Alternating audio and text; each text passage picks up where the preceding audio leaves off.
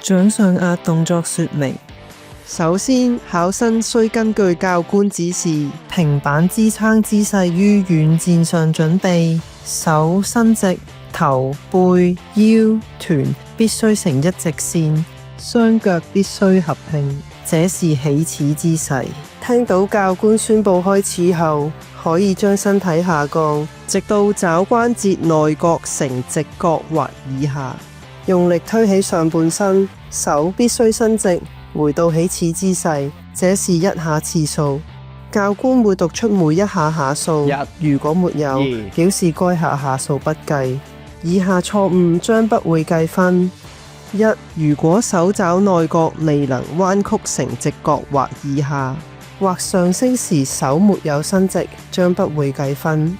二、如果出現塌腰或腰部拱起姿勢，將不會計分。